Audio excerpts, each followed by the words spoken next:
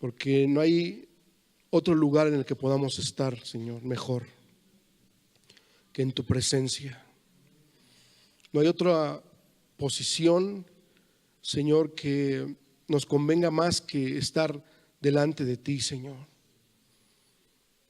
Gracias, Padre, por Cristo nuestro Señor, que nos abrió un camino para poder acceder a tu presencia y tener contacto contigo, Señor, con el Dios Todopoderoso, con el Eterno, con el que no tiene principio ni fin, con el que ha vencido todas las cosas en esta tierra.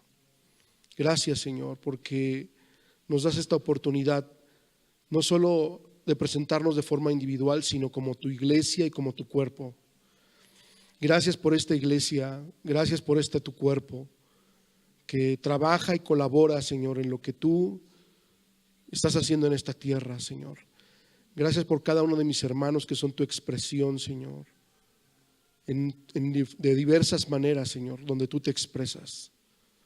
Gracias, Señor, porque la oración de tus santos, Señor, abunda en acciones de gracia, Señor, en quienes recibimos el beneficio de esto. Gracias te damos, Señor. Pedimos tu ayuda para que tu palabra pueda ser no solo comprendida en nuestra mente, sino que pueda ser tocada, que pueda tocar nuestro espíritu, de tal manera que seamos transformados. Señor, pedimos que la vida que está en nosotros, Señor, salte para vida eterna, Señor, de tal manera que seamos transformados, Señor, a tu imagen, Padre, te lo pedimos. Ten misericordia de nosotros, Señor, en el nombre de Cristo. Amén. Ok, quiero hablarles ahora de un asunto del justo respecto a su casa y sus hijos. Y parece que es muy importante para el libro de los Proverbios la descendencia. La descendencia no es nada más tener hijos y ya, sino implica el crecimiento, el desarrollo, el cuidado, y esto trae muchas cosas muy buenas de parte de Dios. Trae dicha, trae alegría, ¿no?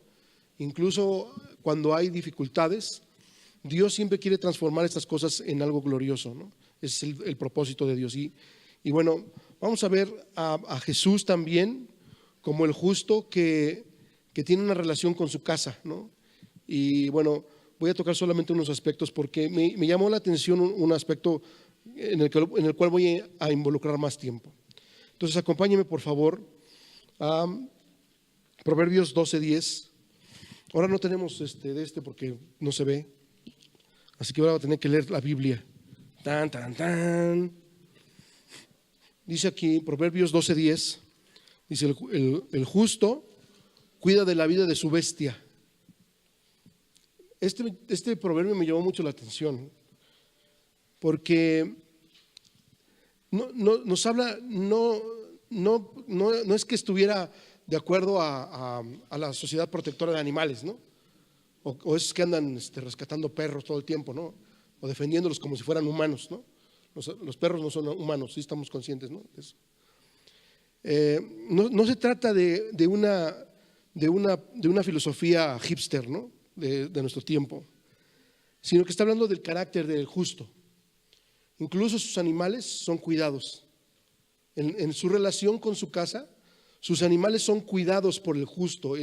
La vida de Dios nos hace ser personas misericordiosas. Eso está muy grueso. Tenemos que pensar mucho en ese sentido, ¿no? No voy a ahondar más en eso. En el capítulo 20, versículo 7, nos habla de los hijos. Dice aquí, camina en su integridad el justo, dice, sus hijos son dichosos después de él.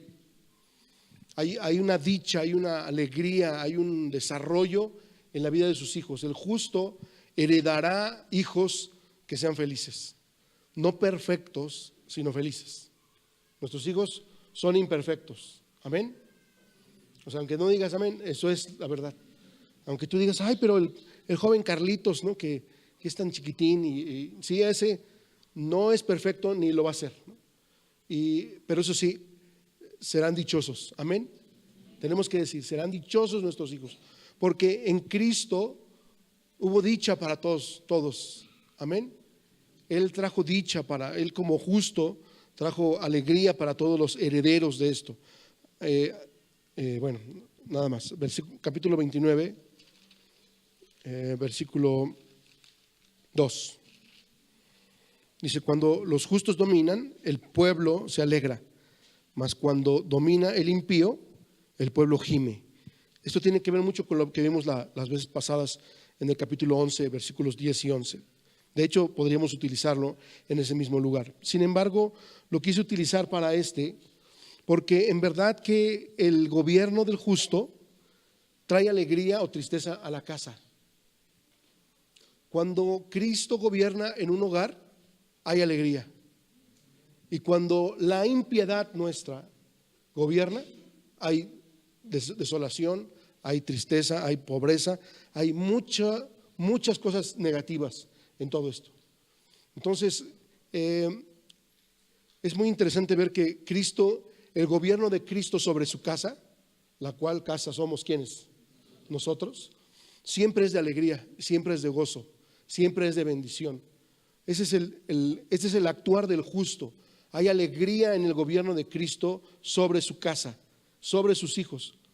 Ninguna disciplina la presente parece causa de gozo, sino de tristeza, pero va a producir un fruto bueno en la que son aquellos que son ejercitados. Así que los hijos pueden estar seguros de que habrá felicidad cuando el gobierno de Dios, a pesar de la disciplina, se establezca. Bueno, vamos a otro versículo y con vamos a comenzar lo que quiero hablar. En el capítulo 12, en el versículo 7.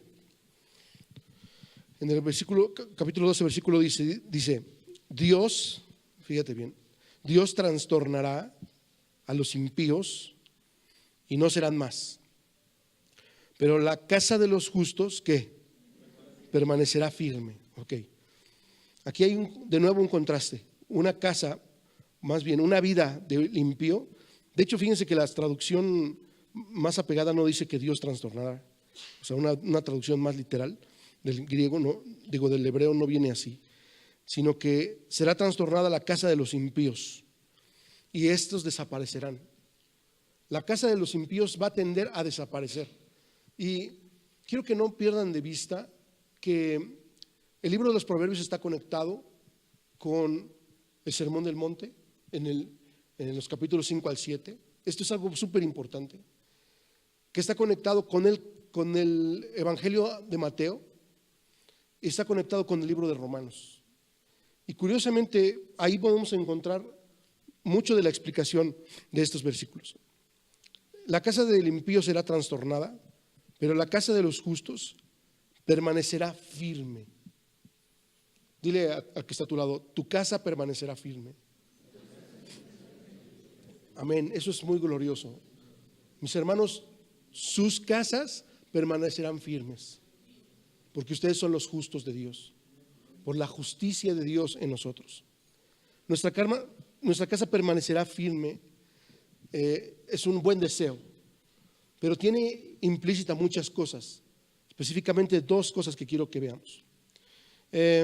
La palabra que se utiliza aquí para casa es la palabra bayit, del hebreo bayit, que significa casa donde habita una familia. Esta casa de la que está hablando no es un edificio, sino es quienes habitan en ese lugar, es un hogar. Son las personas que forman una familia, ¿no? Hoy podemos encontrar una gran diversidad de familias que no existían, ¿no?, en el tiempo bíblico, ¿no? Aunque también vivían así, tampoco no, vivían primos, sobrinos, vivían juntos. Bueno, quienes forman una familia, quienes son la descendencia o quienes tienen descendencia, y definitivamente la palabra casa se refiere a una comunidad, se refiere a un lugar de personas que forman una entidad y que avanzan. Entonces, la casa que permanece firme tiene este trasfondo. No es nada más, y quiero que lo vean muy así, porque no se refiere a algo individual, sino se refiere a algo colectivo. Ese es el punto. Que la casa a la que se refiere este proverbio es algo colectivo. Bueno, Por causa de la impiedad, muchos su vida, su casa, su entorno es trastornado y ha dejado de ser por causa de la impiedad. El mal del hombre, el vivir en su carne, el vivir en el pecado, ha trastornado las casas del ser humano. Esto es una verdad y esta es una realidad que no podemos negar. Está bien tremendo, hermanos. En verdad que la iglesia es un paraíso, pero no debe ser un paraíso para que nosotros nos gloriemos de esto, sino debe ser un paraíso para atraer a otros a la presencia de Dios. Cada vez que pasa el tiempo en lo que Dios nos ha puesto para hacer, me doy cuenta que la manera en la que gobernamos sobre la tierra es a través de la influencia que nosotros tenemos. Cuando otros pueden ver la manera práctica, cotidiana en la que nos conducimos, cuando la vida eterna que está en nosotros, que es la justicia de Dios, se expresa en medio de nosotros, ¿no? ¿Cuántos no tienen un vecino que les cae gordo? ¿No? ¿Sí o no? Yo tengo unos enfrente. No, no es cierto. No. Es que Tania y Gustavo viven enfrente. No, no es cierto, no me caen mal. ¿Cuántos no tienen un vecino que dicen, que te barre y te echa, ya sabes, ¿no? Algo que se estaciona en tu entrada, ¿no? No sé, algo. Sin embargo, nosotros tenemos que expresar la vida de Dios. Tenemos que no ser buenos ciudadanos ni buenos vecinos, sino tenemos que ser hijos de nuestro Padre, que es perfecto. Por lo tanto, nuestra acción corresponde no a una casa desolada, caída, trastornada, sino a una casa llena de felicidad, de gloria, que está firme a pesar de las dificultades. No importa lo que suceda. Entonces, nuestra vida en verdad tiene una influencia que tiene que crecer y desarrollarse. Bueno, la casa del justo dice que permanece firme. O sea, ¿pero por qué permanece firme? ¿A qué se refiere? La segunda idea de este texto, que tiene que ver con esta firmeza, tiene que ver con permanecer de pie. La palabra que dice ahí es permanecer de pie, y otra traducción nos puede decir estar de pie delante de Dios. La casa del justo permanece de pie. Es que nos tiene que llevar a pensar, ¿por qué dice que la casa del justo es firme? ¿Por qué está firme? Porque está de pie. ¿Por qué está de pie? ¿Por qué está de pie delante de Dios? ¿No? Esto es muy importante. Todas las casas, cualquiera que sean, todas las comunidades, siempre tendrán embates sobre de ellas, siempre. Siempre habrá dificultades cuando hay una casa. ¿Estamos de acuerdo? Cualquiera que ésta sea. Tu propia familia, la comunidad cristiana, ¿no? Una sociedad, muchas cosas. Siempre van a haber dificultades. Pero dice que estas dificultades jamás harán caer al que está firme, el que está de pie. Este es exactamente el sentido de este proverbio. Y bueno, son dos sentidos en ese sentido, de esta manera. Hay cosas que provocan ataques a una casa que buscan derribar. Permanecer firme, permanecer de pie, nos implica que hay algo que lo está contradiciendo para hacerlo caer. Pero no importa los embates, permanece firme, no se mueve. Y cumple así el propósito de Dios. Bueno, la primera idea, dos ideas surgen de esto. La primera es que las dificultades de la vida pueden ser enemigos muy poderosos que atacan el permanecer de pie, la estabilidad, pero solo aquellos que son fuertes, que permanecen estables, las dificultades no harán un daño sobre de ellos. Las dificultades siempre existirán, las cosas difíciles siempre estarán, pero no importa lo que pase, siempre habrá victoria en todo eso. ¿Recuerdan algún versículo que hable de esto? En Mateo, por ejemplo, capítulo 5. Vamos para allá. No importa la dificultad, permanece firme. Fíjense, estaba yo pensando en el Señor Jesucristo. El Señor Jesús permaneció firme aún cuando aparentemente fue derrotado. Aparentemente Satanás tomó tal ventaja que lo mató en la cruz. Y él dijo, ya lo maté a Dios, ¿no? Logré este objetivo, he ganado la victoria. Pero ¿cuál fue la sorpresa de Satanás? Que la muerte de Cristo fue su derrota y fue la victoria de Dios, de Cristo, de Dios, de la Trinidad completa sobre Satanás en todo el universo, una vez y para siempre. Perdió ahí. No tambaleó su casa, la casa de Jesús no tambaleó. Su heredad, su herencia, sus personas que iban a seguir adelante no sufrieron el daño de esta pérdida. No se terminó. ¿Se acuerdan que en una ocasión uno de ellos les dice, acuérdense de un tal, creo que se llamaba Simón, dice que se levantó en rebelión contra todo esto? ¿Sí se acuerdan? Y dice, y él sí se quiso levantar, dice, pero una vez que se murió él, se acabó el rollo. Pocas palabras, muerto el perro, se acabó la rabia, ¿no? Dice, pero dicen, dejen que esto pase así, porque si no, esto no es de Dios, se va a acabar. Pero ¿qué creen? Que Cristo es Dios, mis hermanos. Y Él triunfó sobre la muerte, hizo esta obra gloriosa. Cristo jamás tambaleó en esto. Y Jesús dijo, y nadie me quitó la vida, porque nadie me la quita, porque yo la pongo de mi propia voluntad. Y la pongo por rescate de muchos, pero la pongo y también la vuelvo a tomar, porque yo soy la vida y la resurrección y la vida. Qué tremendo es eso. La victoria de Jesús la podemos encontrar en los evangelios continuamente. De hecho, Pablo también hace mención de ella, ¿no? En este desfile de triunfo sobre sus enemigos, ¿no? Pablo también hace mención, ¿dónde está, oh muerte, tu aguijón? ¿Dónde está, sepulcro, tu victoria? ¿Dónde está? Porque sorbida es la muerte en victoria, bendito sea su nombre. El Señor triunfó sobre la muerte, hermanos.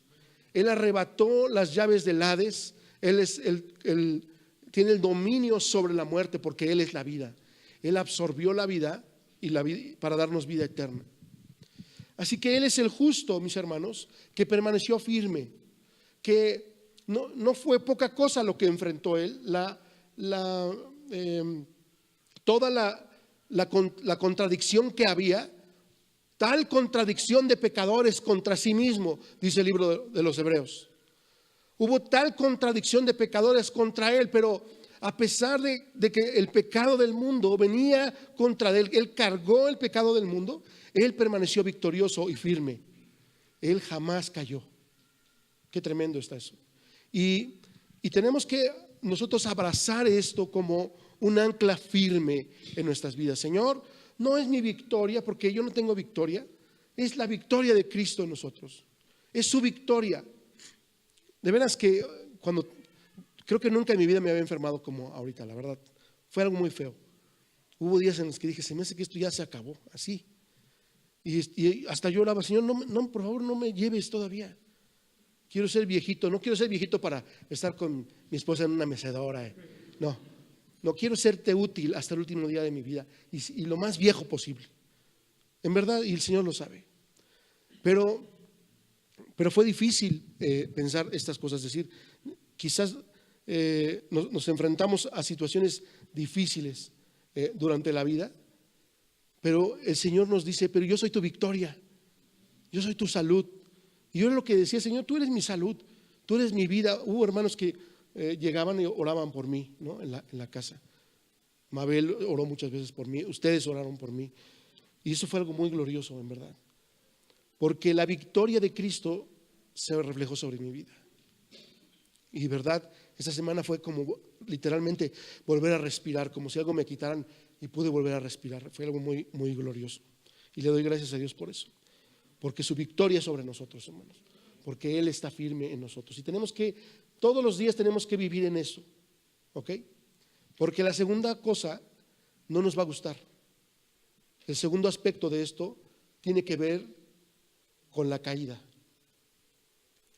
Porque todos caemos. Y me llamó mucho la atención ver el contraste que hay en esta victoria gloriosa de Cristo y en la caída que experimentamos. Porque muchas veces caemos, ¿cierto? Porque muchas veces caemos. Porque en nuestro andar, en nuestra vida, continuamente, como si fuera a veces un ciclo en nosotros, nos encontramos con pérdida. Y quiero hablar un poco de eso, porque me parece muy importante. Pero primero quiero sentar esa base. Cristo siempre permaneció firme. Él nunca fue derrotado.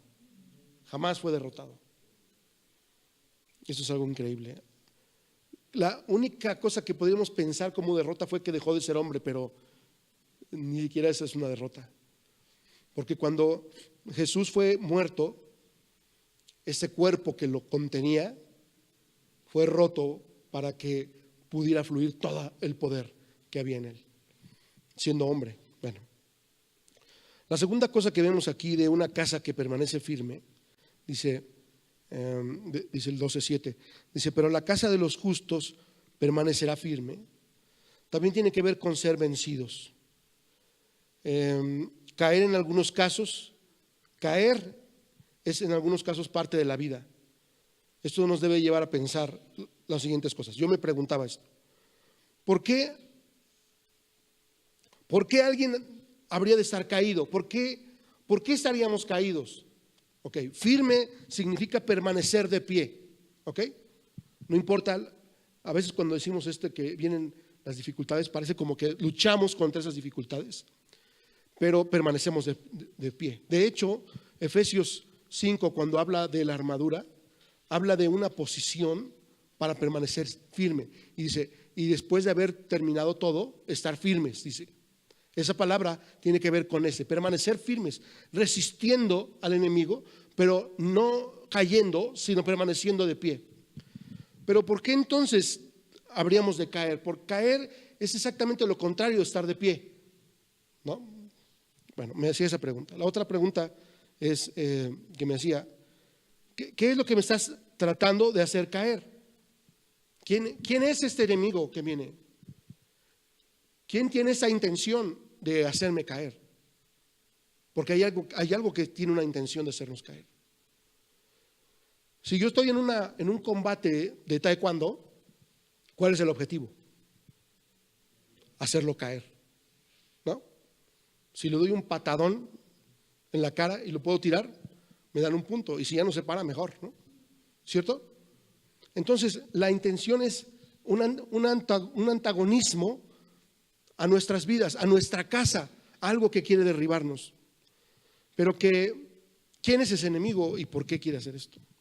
Otra pregunta que me hacía era, y mejor aún, ¿por qué puedo permanecer de pie? ¿Por qué permanezco de pie? ¿Por qué a pesar de que caigo, me puedo volver a levantar? Ese es el punto. No solamente es que hay un antagonismo, algo que me quiere hacer caer, ¿por qué caigo? Sino, ¿por qué también me sostengo de pie? Son buenas preguntas estas. Ahora sí, acompáñame a Mateo, por favor, capítulo 7, 24 al 29. Mateo 7, 24 al 29. Y este texto que vamos a leer tiene mucho que ver con los pasajes anteriores. De hecho, podemos ver en el versículo 13 que nos habla de la puerta estrecha. Luego en el versículo 15 al 20 nos habla de que por sus frutos los conocerán, ¿no?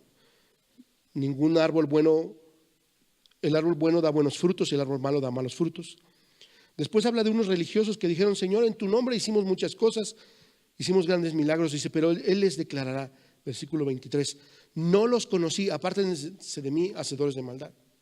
En este contexto se escribió el versículo 24 al 29, en una serie de cosas religiosas que no llevaban ningún fruto, porque no había una expresión. Pero fíjate lo que dice el versículo 24. Dice, cualquiera pues que me oye estas palabras, quiero que observes bien lo que está diciendo. El rollo religioso, el rollo de los frutos, de la realidad de cada uno. Dice, cualquiera que oye estas palabras y las hace, dice, le compararé a un hombre prudente que edificó su casa sobre la roca. y descendió lluvia y vinieron ríos. ¿Sí te das cuenta lo que dice respecto de esto que estamos hablando? Dice, descendió lluvia y vinieron ríos y soplaron vientos y golpearon contra aquella casa y no cayó. ¿Por qué no cayó? Porque estaba fundada sobre la roca. Esta ilustración es increíble porque no hubo pérdida en esta casa, a pesar del embate, a pesar de la lluvia, de los vientos que golpearon. No llegaron, no fue algo amable, fue algo sumamente agresivo sobre esta casa, pero no cayó porque estaba fundada sobre la roca. Dice, así voy a comparar a aquellos que oyen las palabras y las ponen por obra. Fíjense bien, qué tremendo. El justo no va a caer por causa de Cristo en él. Esa es la única razón. No caemos porque tenemos buenos principios, no caemos porque educamos bien a nuestros hijos, no caemos porque tenemos a Cristo, mis hermanos. No caemos porque la vida de Dios está en nosotros fluyendo para vida eterna. Es la única cosa que puede hacernos no caer. El que oye estas palabras y las pone por obra. Qué tremendo. El hecho de entrar por la puerta estrecha, el hecho de no ser un religioso que dice, Señor, hice muchas cosas en tu nombre, el hecho de tratar de ser un árbol malo y producir frutos buenos, no, eso no nos hace nada. Pero tener la vida de Dios en nosotros nos hace entrar por la puerta estrecha, tener a Cristo como vida en nosotros, nos hace ser árboles buenos que dan buenos frutos en todo lo que hacen.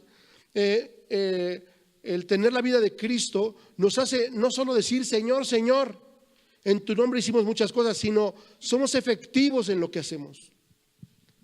Y esta casa no se conmovió, sino que permaneció firme. Fue muy firme, fue muy fuerte porque estaba fundada sobre la roca. No había nada que la pudiera mover. Fue muy duro. Los elementos que les eran contrarios, la lluvia, los ríos, los vientos que soplaron y golpearon contra aquella casa, no produjeron ningún daño. ¿Hubo algunas pérdidas? ¿Tú qué crees? Puede ser que sí, porque pudo haber golpeado algunas cosas que se cayeron, que no estaban bien puestas. Pero la casa no tuvo ninguna ruina. Permaneció firme. Permaneció inamovible porque estaba fundada sobre la roca. Pero cualquiera que me oye estas palabras y no las hace, le compararé a un hombre insensato. Qué tremenda palabra. Qué tremenda palabra. Dice que edificó su casa sobre la arena. Las dos ideas nos tienen que abrir los ojos. Bueno, y descendió lluvia y soplaron ríos y soplaron vientos y dieron con ímpetu contra aquella casa y cayó y fue grande su ruina.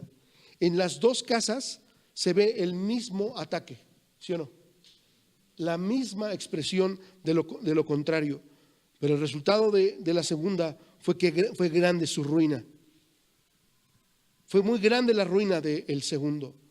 No quedó nada sano. Uno invirtió, ¿no? Y ahí invirtió en construir su casa sobre la roca. Quizás le tomó más tiempo. Quizá fue más difícil, ¿no? Y ahorita vamos a hablar de esto un poquito. Pero su casa permaneció firme. Pero aquel que no hizo ningún cimiento, no tuvo ninguna previsión, tuvo una pérdida grande sobre esto. Bueno, ¿por qué caemos? ¿Por qué caemos? Según este versículo, en estos versículos, porque unos edifican su casa sobre la roca y otros sobre la arena. Y la roca es Cristo. Qué interesante es ver esto, que en toda la Biblia Cristo es representado como una piedra, como una roca. Les digo que estamos leyendo unos libros de Gene Edwards, que resulta que ni siquiera existen, pero yo los tengo, ¿no? O sea, no existe una edición en español. Yo creo que esta era una traducción que alguien subió, no sé. Y estamos leyendo la parte del pueblo de Israel cuando salen de Egipto y habla de la roca. Me encanta la descripción de esta. Y es una roca que fue golpeada y menciona cuando Moisés la golpea y todo lo que sucede y cómo se hace una hendidura y cómo empieza a brotar agua y cómo todos los israelitas se bañan y están felices ahí porque había venido el agua. Y terminan de estar en ese lugar y caminan hacia otra región. Y otras dijeron, tenemos sed, volvemos a tener sed, ¿y ahora qué vamos a hacer? Y dice que de pronto mientras decían eso empezó a llegar un río y dice, ¿y de dónde viene el agua? Y entonces todos voltearon y ahí estaba la roca. La roca los seguía. Eso es algo muy, muy tremendo. En este Éxodo, la roca los seguía. Esta roca que representa a Cristo, las aguas vivas, los seguía literalmente a todos lados donde había una provisión de agua en ellos. No sé por qué, porque bueno, ese es otro tema. Está muy tremendo.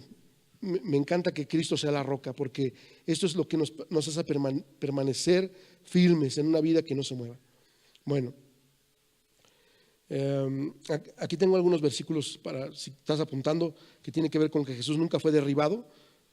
Tengo Colosenses 2, 14 al 15, 1 Corintios 5, 54 al 57 y Romanos 8, 37. Bueno, ahora acompáñame por favor a Proverbios 24. Proverbios 24 nos dice algo que tiene que ver con la caída. ¿Por qué caemos? 24, 15 y 16. Bueno, ya vimos una cosa, porque no hay un fundamento. Proverbios 24, 15 y 16. Dice, oh impío, no aceches la tienda del justo, no saques su cámara. ¿Por qué? ¿Por qué le dice esto? Dice, impío, detente, no aceches la casa del justo. Es decir, no trates de robarla, no trates de tomar ningún provecho. Dice, no saques su cámara, detente, porque 7 veces cae el justo, ¿y qué más? Y vuelve a levantarse, mas los impíos caerán en el mal. Detente, Satanás, detente, malo, porque nos está pintando un cuadro de lo que le sucedió al justo. Porque a pesar de que cayó el justo, se va a levantar de nuevo. Bendito sea el nombre de Cristo. Porque a pesar de la caída, siempre nos vamos a levantar.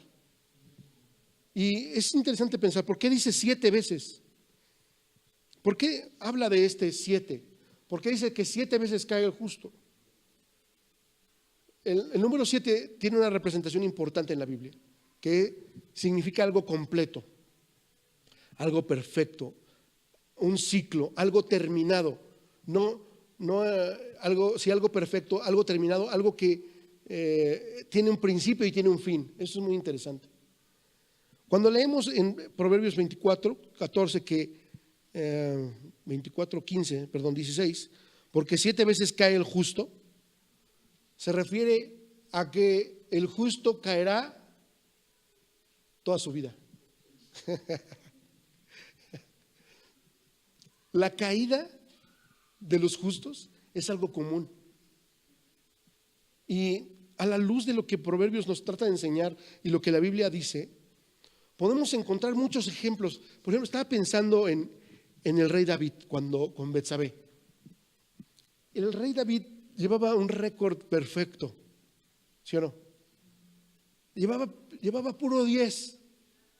Desde que estaba como un pastor allí y meditaba en el Señor y buscaba al Señor, cuando fue ungido como rey, cuando aunque es ungido como rey, permanece bajo la sujeción de Saúl, ¿sí o no? ¿Llevaba 10 o no? Lleva puro 10 y se muere Saúl y es levantado como rey y Dios lo bendice y Dios lo prospera y Dios lo lleva a una cosa increíble acerca de su reinado, de prosperidad, de paz. Bueno, no de paz porque estaban siempre en guerra, pero sí de conquista, ¿no? Eran conquistadores, conquistaron reinos, pintaron una raya para los enemigos, ¿no? De ellos, eran temidos, ¿no? De alguna manera se presentó o se plantó el precedente para la paz que venía para su hijo Salomón, ¿no? No construyó el templo, pero tenía algo en cuanto a la presencia de Dios y la búsqueda de Dios. Hizo los planos para el templo, ¿no? Puro 10 llevaba, pero un día se le acabó el 10 y cayó gacho. O sea, no nada más fue así que, no sé, que había una botella de vino ya muy fermentado y se lo tomó y se puso bien borracho, ¿no? Y estaba de necio ahí no, yo te quiero mucho, no. O sea, adulteró con una mujer que estaba ahí por andar de mirón, por andar de ocioso. Miró a una mujer de una manera equivocada, la trajo al palacio, adulteró con ella y luego, para tapar el adulterio, trató de hacer todo un engaño para que no, pues es que ese hijo no es mío, Urías, no te hagas. No, hizo todo un rollo para que Urías estuviera en su casa y que no hubiera bronca, pero Urías era algo tan tremendo que lo contradecía. Fíjate bien, su caída lo llevó a más abajo y más abajo y más abajo, hasta llegar hasta lo más abajo, matando al joven Urías. Y lo más terrible de todo es que todo el mundo sabía esto. Todo el mundo sabía lo que había hecho David. ¿O no crees que no? Pongan a Urías al frente y cuando esté en lo más recio de la batalla, háganse para atrás. Qué terrible cosa. Una caída de un justo, por supuesto. El Señor lo había levantado como este rey que lo representaba, un hombre conforme al corazón de Dios, alguien que representaba a este Cristo. De hecho, Jesús es hijo de David, ¿no? Este es uno de sus títulos. Y este hombre tuvo que caer. En el periodo de su vida cayó. Hubo algo que lo hizo imperfecto, algo que no lo permitió permanecer firme, sino que lo hizo caer. 7 veces cae el justo. Esto a mí me llama mucho la atención porque ahora tengo 46 y puedo entender muchas más cosas. Puedo darme cuenta de que no existe el andar perfecto de la vida. No existe eso, no existe. Por más que digan, no, es que sí se puede vivir en perfección. El Señor Jesucristo es nuestro abogado para con el Padre. Bendito sea su nombre, porque en Él hay perdón de pecados todos los días, cada instante de nuestras vidas, verdaderamente que sí. Y de hecho también el perfeccionamiento tenemos que ir abandonando el pecado para ir en esa perfección. Pero aún así estamos llenos de cosas. Aún así estamos llenos de imperfección. Aún así el mundo nos seduce. Y por eso es tan importante ver los primeros capítulos de Proverbios en cuanto a esa seducción de esta mujer, porque esa caída existe, porque no es algo ajeno a nosotros. Porque si los cristianos, porque si los justos piensan que van a vivir una vida ideal, eso no existe. Al contrario, cuando vemos estos textos decimos 7 veces cae el justo, es decir, en mi caída no me voy a deprimir en cuanto a decir, no, ya para qué sigo, si yo no soy perfecto, yo no lo pude hacer. No, al contrario, corremos a la torre fuerte, corremos a la presencia de Dios. Señor, caí de nuevo. Y tú eres mi abogado para con el Padre. Tú eres el que me puede levantar de nuevo. Señor, quiero de nuevo poner mi vida sobre la roca, porque la puse sobre la arena. ¿O no? Porque caemos, porque construimos sobre la arena. Nuestra vida interior nos tiene que hacer ver nuestra posición imperfecta y la justicia de Dios y el poder de Dios para transformarnos. 7 veces cae el justo y vuelve a levantarse. Amén, podemos decir amén a eso. Me voy a caer, pero me voy a levantar, Señor. No me voy a quedar postrado, no me voy a quedar ahí muerto, sino que me voy a levantar en ti en el nombre de Jesús, porque Él es victorioso, porque Él es el que venció, porque Él es la victoria. Por eso voy a estar de pie, porque la vida eterna que está en nosotros absorbe la muerte que está en nosotros. La caída tiene mucho significado, fíjate.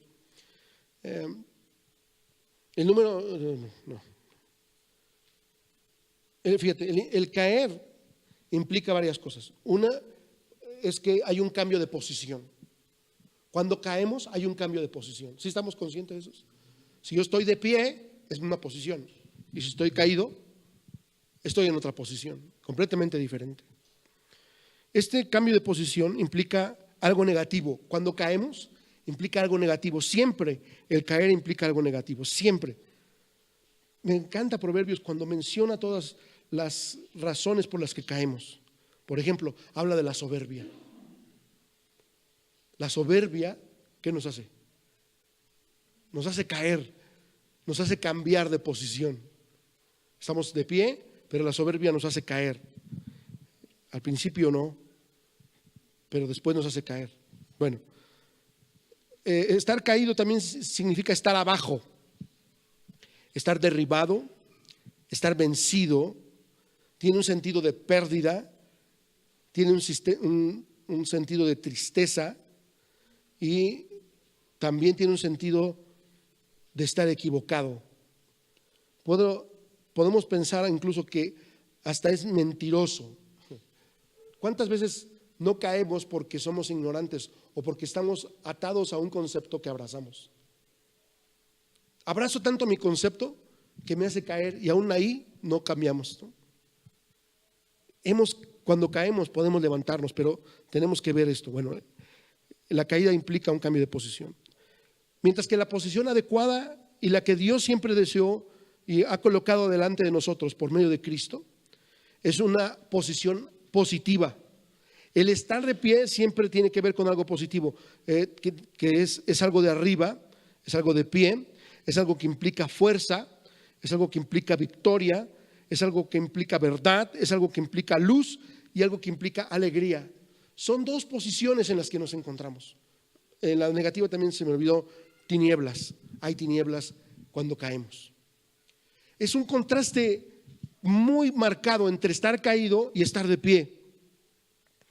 Esto es muy tremendo porque podemos verlo delante de nuestros ojos, qué es lo que hay en nuestras vidas. Bueno, tenemos que recordar que la casa del justo permanecerá firme. Amén. Que a pesar de que cae, se va a levantar. Esta es una esperanza que los hijos de Dios tienen que abrazar. Tenemos que abrazar esto. Tenemos que decir: Señor, aunque yo caiga, me voy a levantar. No que busquemos caer, pero cuando caigamos, tenemos la posibilidad de ser levantados por la misericordia de Dios y el poder de Dios, por la victoria de Cristo. A la luz de la Biblia hay tres cosas por las que caemos. Hay tres cosas muy bien definidas por las que lo que nos hace caer. Dios no nos hace caer. Amén. Dios no nos hace caer. Dios nos puede disciplinar, pero no nos hace caer. Cuando un entrenador tiene a su atleta entrenando, no le dice: corre hasta que se te reviente algo en las piernas. ¿O sí? Así, en el momento que te dé un calambre y se te hagan bolas todo, hasta ahí vas a parar, ¿no? ¿Sí sería lógico? No, porque lo voy a lastimar, voy a destruirlo, lo va a demeritar el entrenador. Dios nos prueba, ¿cuántos dicen amén? Pero jamás para destruirnos, jamás para hacernos caer. El Señor nos pone a prueba y dice que no seremos probados más de lo que podamos resistir. Seremos puestos a prueba hasta el punto que el Señor sabe que podemos resistir. ¿Por qué? Porque la prueba nos va a producir una mayor resistencia a lo anterior. Qué tremendo está eso. La caída no proviene de Dios, proviene de nosotros. Y tampoco proviene de Satanás, proviene de nosotros. Satanás es el enemigo. Satanás son los vientos. Satanás son las lluvias. Satanás es los ríos. ¿Sí dije los tres o no? ¿O dije dos veces una? Bueno, Satanás es el enemigo que viene. Pero es una tercera persona. No está separado. Dios es la victoria, Satanás es el enemigo y nosotros decidimos si estamos firmes o caemos.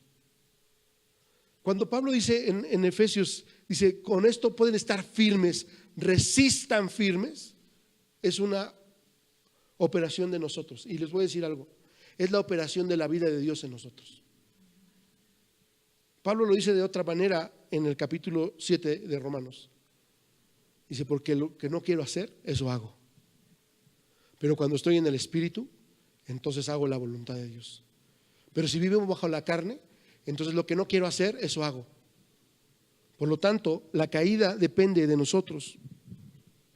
Hay tres cosas específicas. ¿Qué nos hace caer? A ver, acompáñame a Proverbios, por favor, en el capítulo 6, se me hace que está mal esta cita, pero a ver, 6, 16 al 19. Sí, es correcto. Proverbios 6, 16 al 19. Fíjate, quiero que observes bien. Vamos a leer primero este texto y después vamos a leer unos en el Nuevo Testamento. 6 cosas aborrece Jehová y aún 7 abomina su alma. Fíjate, ¿qué aborrece Dios? Los ojos altivos, la lengua mentirosa, las manos derramadoras de sangre inocente, el corazón que maquina pensamientos inicuos, los pies presurosos para correr al mal, el testigo falso que habla mentiras y el que siembra discordia entre los hermanos. Ahora vamos a Mateo 5. Mateo 5, 27 al 30.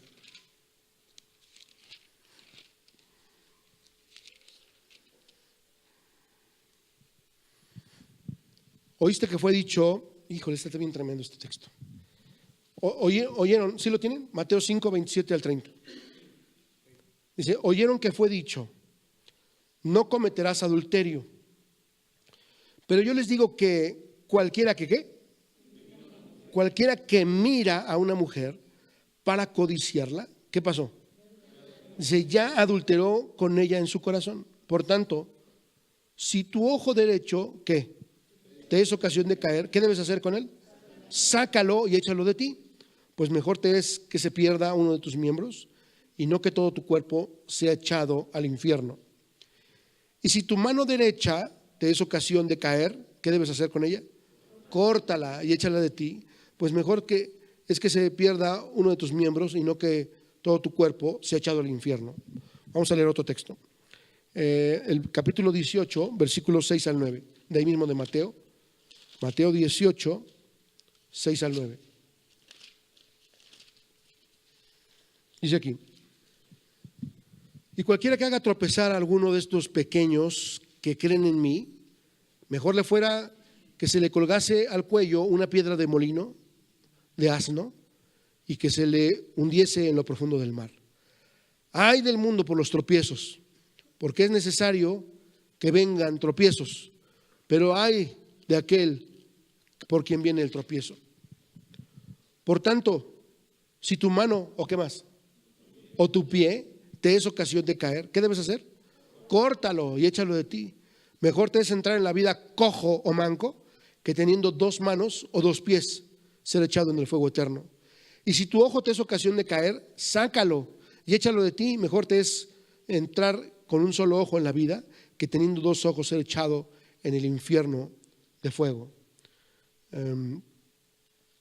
Ahora por favor al capítulo 6, versículos 22 y 23. Ay, me fui muy lejos. Mateo 6, 22 al 23. Dice, la lámpara del cuerpo, ¿qué es? Es el ojo. Así que si tu ojo es bueno, todo tu cuerpo estará lleno de luz. Pero si tu ojo es maligno, todo tu cuerpo estará, ¿en qué? En tinieblas. Así que si la luz que hay en ti es tinieblas, ¿cuántas no serán las mismas tinieblas? Y por último, Marcos 9, 42. Marcos 9, 42 al 50. Cualquiera que haga tropezar a uno de estos pequeñitos que creen en mí, mejor le fuera si se le atase una piedra de molina al cuello y se le arrojase en el mar. Si tu mano te fuere ocasión de caer, córtala. Mejor te es entrar en la vida manco que teniendo 2 manos ir al infierno, al fuego que no se puede apagar, no puede ser apagado, donde el gusano de ellos no muere y el fuego nunca se apaga. Y si tu pie te fuere ocasión de caer, córtalo. Mejor te es entrar a la vida cojo que teniendo 2 pies ser echado en el infierno, al fuego que no puede ser apagado, donde el gusano de ellos no muere y el fuego no se apaga. Y si tu ojo te fuera ocasión de caer, sácalo. Mejor te es entrar en el reino de Dios con un ojo que teniendo 2 ojos ser echado en el infierno. Hasta ahí vamos a dejarle. Ok, fíjense bien. Estos pasajes que acabamos de leer nos hablan de 3 cosas. ¿Qué cosas? No, de 3 cosas que nos hacen caer: el ojo, las manos y el pie. Qué interesante. Lo que primero vemos aquí, y lo voy a mencionar en ese orden: ojo, pie y mano. ¿Por qué no dice pies? ¿Por qué no dice ojos? ¿Por qué no dice pies? ¿Y por qué no dice manos? ¿Por qué habla de uno? Incluso Mateo dice que la mano derecha y el ojo derecho. ¿Por qué? ¿Por qué nada más habla de uno y no de todos? Porque cuando vemos con un ojo o vemos con los dos ojos. ¿Con qué vemos? Con los dos. No vemos con uno, vemos con los dos. Si tuvieras estrabismo, bueno, pues a lo mejor podrías ver con uno, ¿no? O sea, uno está viendo una cosa y el otro lo otro, entonces sácate ese nada más. No. ¿Por qué nada más nos sacamos un ojo y no los dos? Cuando yo camino necesito un pie o dos. Es ilógico que un pie camine solo, ¿sí o no? Y cuando yo hago algo, aquí está un poquito más difícil, pero sigue siendo la misma idea. La hago con una o con las dos manos, ¿no? Depende, van a decir. Bueno, está bien. La idea de que habla de uno solo, en todos los casos, y de hecho si se dieron cuenta con Proverbios 6, habla de cosas que Dios aborrece. Y tiene que ver con el ojo, tiene que ver con la mano y tiene que ver con el pie. Son tres cosas que nos hacen caer. Si nosotros podemos, ¿me esperan 5 minutos? Gloria a Dios. Si pueden ver ustedes esto, el sentido de que hable de una sola, que hable en singular y no en plural, es debido a que hay un ojo bueno y un ojo malo. O sea, tienes un ojo bueno y un ojo malo. ¿Cuál te vas a sacar? No te lo vayas a sacar, ese era el bueno. Todos tenemos un pie bueno y un pie malo. Espero que entiendan, no estoy hablando de algo físico. Todos tenemos una mano buena y una mano mala. ¿Sabes de qué está hablando Jesús en todo esto? Está hablando de que en nosotros está lo que Pablo después escribió en Romanos 7. Tenemos esta ambigüedad, no sé si es ambigüedad, no, ambivalencia, bueno, estas dos cosas en nosotros. El bien y el mal. Vemos de una manera correcta y vemos de una manera incorrecta. ¿Qué nos hace caer? Ver de una manera incorrecta. ¿Sí estamos de acuerdo? Dice, porque si tu ojo es malo, todo tu ser completo estará lleno de tinieblas. Las tinieblas se refieren a qué posición, de pie o derribado. Derribado. ¿Sí se dan cuenta? ¿Qué nos hace caer? Nuestro ojo. Y este ojo que nos hace ver de manera incorrecta, ¿qué le tenemos que hacer? Sacarlo, sácalo. Es mejor que saques este ojo de ti y que no seas echado al infierno. Y la versión de Marcos está más terrible todavía, ¿no? Donde hay un gusano que no se muere, ¿no? Bueno, la idea es que tenemos dentro de nosotros la capacidad de ver bien y mal, la capacidad de ir bien y mal y la capacidad de hacer bien y mal. ¿Por qué caemos? Porque vemos de manera incorrecta, porque vamos donde no debemos y porque hacemos lo que no tenemos que hacer. ¿De dónde vienen estas cosas? De todo lo que hemos hablado, de la fuente que hay dentro de ti. Si el hombre que hizo su casa sobre la arena, la hizo porque fue descuidado, la hizo porque no se apercibió, porque no escuchó el consejo, quizás la hizo porque le era más fácil hacerlo. Solo la vida espiritual, mis hermanos, nos va a dar la posibilidad de tener un ojo bueno, un pie bueno y unas manos correctas. Solamente la vida de Dios. Pero eso quiere decir que entre nosotros está lo otro. Tenemos que echar fuera eso. Y entonces Pablo recomienda, vístanse con el nuevo hombre, creado según Dios. Vístanse de ese nuevo hombre.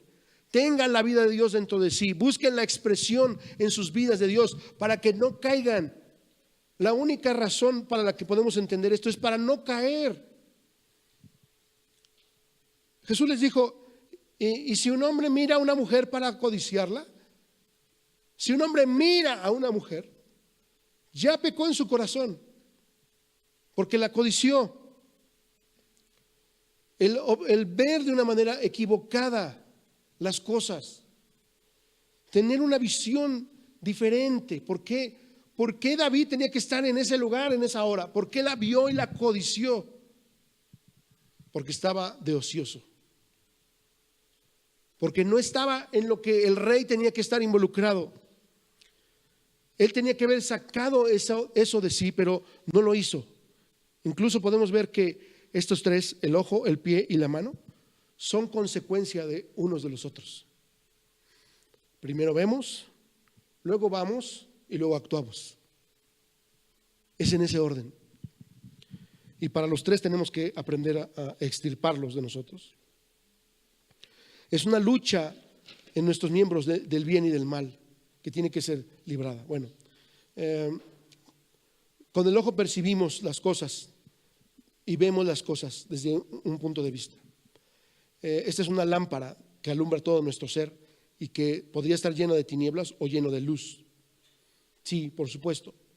Cuando nuestro ojo percibe de la manera correcta, entonces alumbra todo el ser y se encuentra en victoria, se encuentra bajo la roca firme que es Cristo. Un ojo que está lleno de Dios ve todas las cosas como una oportunidad para Dios. Esto es algo bien tremendo. Cuando hay una dificultad, vamos a hablar del vecino, el vecino que te echó la basura. Entonces te echa la basura allí y tú sales y te sacas de onda. Pero te vuelves al espíritu. Y entonces recuerdas lo que hablamos acerca del gobierno. Perdonen, lleven la milla, sostengan, bendigan y no maldigan. ¿Cierto? Para que sean como su Padre que está en los cielos. Entonces vas por tu bolsa, recoges la basura y la tiras a la basura. Parece ser algo muy insignificante, pero en realidad es algo muy trascendente. Porque lo que estamos haciendo es extirpar el ojo malo de nosotros. Estamos sacando esta naturaleza de nosotros. ¿Por qué? Porque la naturaleza de Dios está brotando como vida eterna en nosotros. Y extirpamos de esa manera.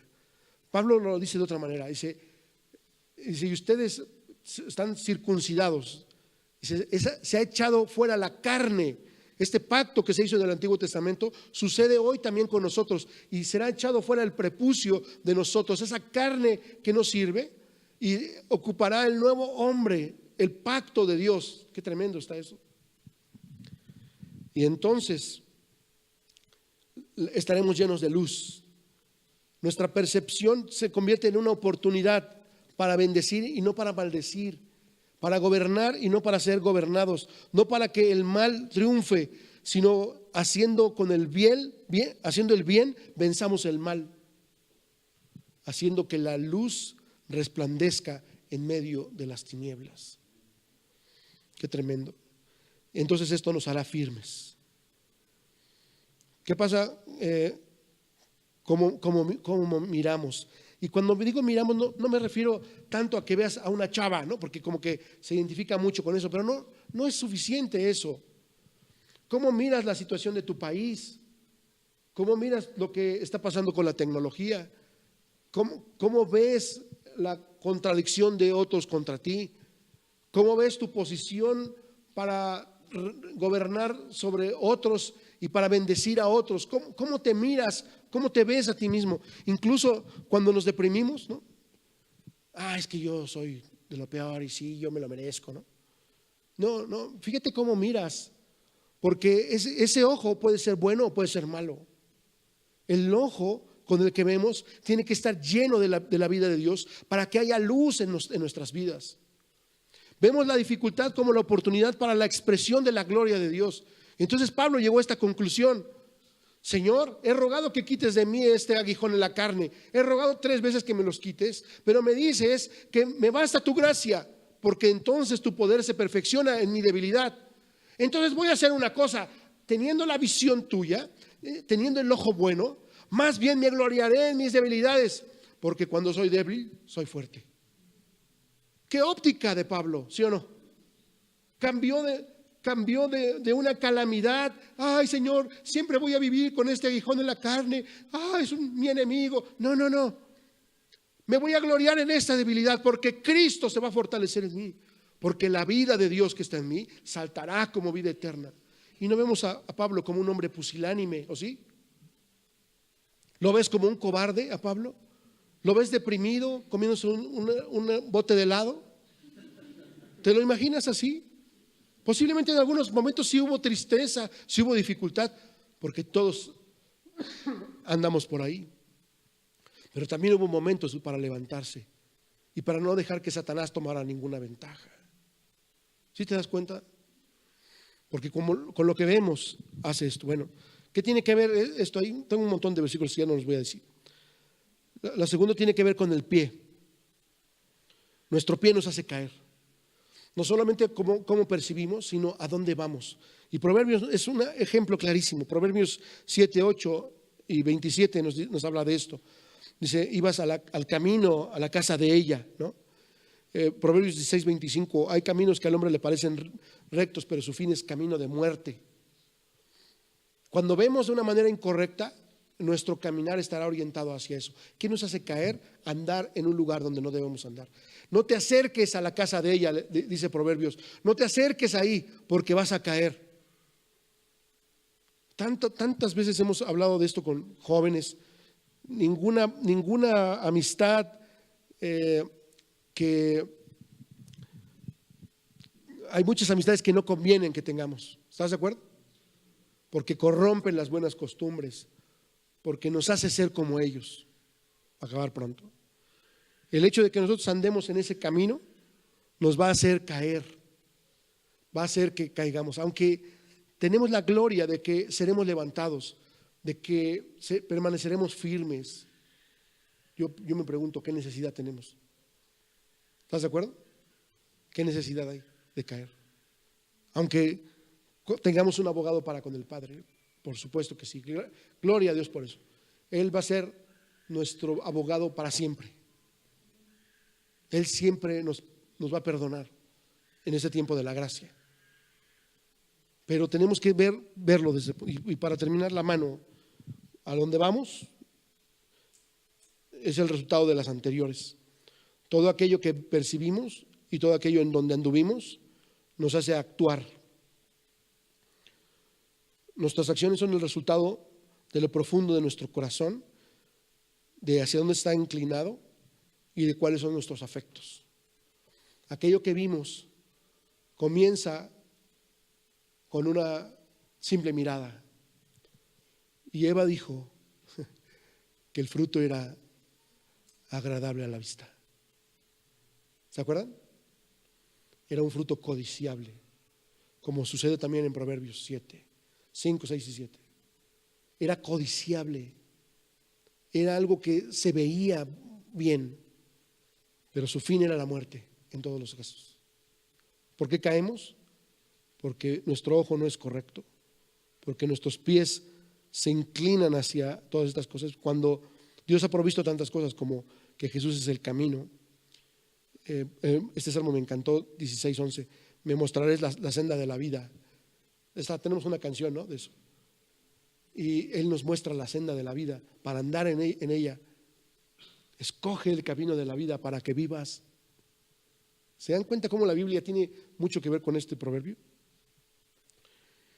Y la mano es lo que hacemos. El mal que no quiero hacer, dijo Pablo en Romanos 7, eso hago. De nuevo, la vida interior da el resultado de esto. Pero sí que quería que lo viéramos en este contexto, porque eso es lo que nos hace caer. Ahora, si estás caído, hermano, levántate en el nombre de Jesús. Arrepiéntete de tu pecado, de verdad. Hay tantas cosas que nos escandalizamos. Ay, es que, pero ¿cómo? Sí, todos somos la misma cosa. ¿Sí estás consciente de eso? Todos somos la misma cosa, todos tenemos el mismo rollo. Ay, pero ¿cómo es posible? Sí es posible. Y es mejor ponernos a cuentas. Es mejor ser sinceros y sí, perdóname, Señor, soy así, sí, Señor, y lo hice, sí, Señor, viví, sí, Señor, estoy caído, sí, Señor, estoy derrotado, pero levántame en el nombre de Jesús. Cuando yo leo estas cosas y veo lo que pasa en la Biblia, veo un hombre como Pedro que negó al Señor. No, Señor, yo no te voy a negar. Que sí me vas a negar. No, que no. Bueno, vamos a ver. Y lo negó, porque tenía miedo de que ser muerto también en esa circunstancia. Y lo más terrible es esta parte del Evangelio cuando dice que cuando cantó el gallo volteó el Señor y lo miró. Era como para morirse, ¿no? ¿Sí o no? No tengo perdón porque negué a mi maestro. Hice algo terrible. ¿Quién hizo eso de los discípulos? Nadie. Y Pedro lo hizo. Pero después el Señor lo puso en un lugar alto. Le dijo, ya Pedro, ya, sana, colita de rana. Y lo restauró y lo volvió a colocar en el lugar. El problema de los cristianos es que nosotros reprobamos. Nosotros 7 veces cae el justo y ahí se queda. Y no es cierto. 7 veces cae el justo y será levantado, mis hermanos. Será levantado. Amén, yo digo amén a eso. No importa cuántas veces hayamos caído. Necesitamos ver eso. Necesitamos ver que no se trata de quién tiene mejor calificación. Se trata de tener la vida de Dios en nosotros. En aquel día el Señor nos dirá, dice ese texto, se mostrará la gloria de Dios en nosotros, que hay en nosotros. De veras va a haber tantas sorpresas. Vamos a ver al que era muy grande, que a lo mejor quién sabe qué hay. Y vamos a ver al que era más insignificante, lleno de la vida de Dios. Porque de eso se trata. No se trata de cuánto te admiran las personas, ni cuánto nombre tengas, sino cuánto de la vida de Dios tengas en eso. Por eso decía y el publicano decía en su corazón, sé propicio a mí, Señor, que soy un pecador. Y a los ojos de los hombres, el fariseo bajó justificado por sí mismo y delante de los hombres. Qué gran hombre que ayuna, qué gran hombre que diezma, qué gran hombre que no es como ese puerco publicano. Pero delante de Dios estaba reprobado. Y este insignificante publicano fue justificado delante de Dios.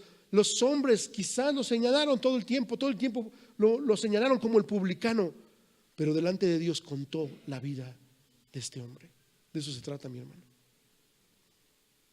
No se trata más que la vida de Dios en nosotros se exprese para aquel día y para que le seamos útiles. En verdad, somos tan útiles para Dios en las cosas tan insignificantes que no podemos dejar de hacerlas.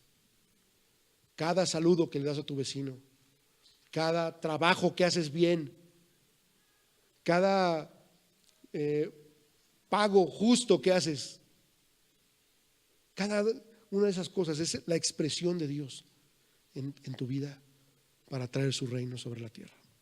Vamos a orar.